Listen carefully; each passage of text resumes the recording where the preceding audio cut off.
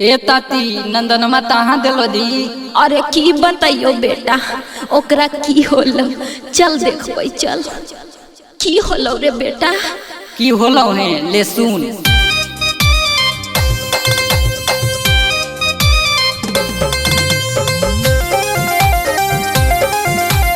Music by Sarfaraz Nawada.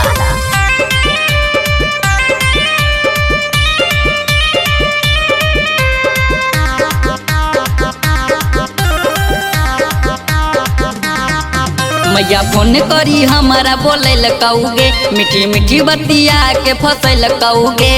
अच्छा काहे लरे? मैया फोन करी हमारा बोले लकाऊगे, मीठी मीठी बतिया के फंसे लकाऊगे। अच्छा गे मैया कैसे के बताइयोगे।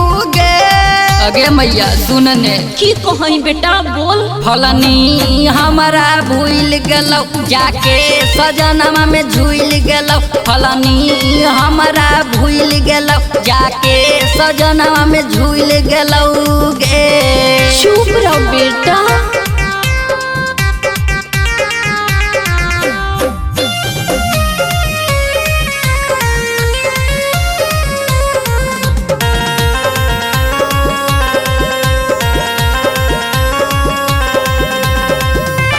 मन नहीं लागऊ ओकरा बिना, होई गल मुश्किल जीना गे। दिल न लगई बहू के कर से मैया, रह जेबो ओकरा बिना गे।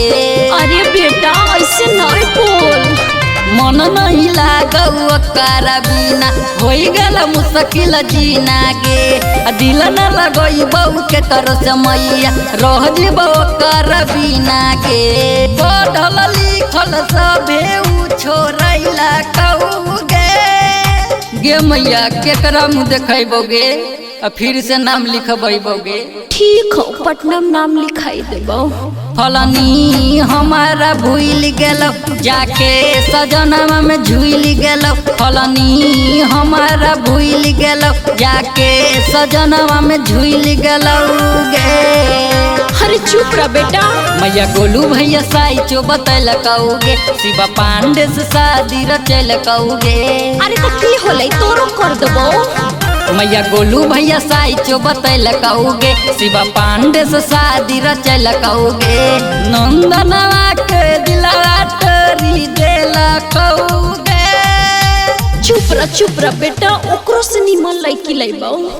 ठीक हो मैया। फलनी हमारा भूल गलो, जाके सजनमा में झूल गलो। फलनी हमारा भूल गलो, जाके सजनमा में झूल गलो गे। अरे बेटा बोललियो ने, ओकरो से अच्छा लइबो।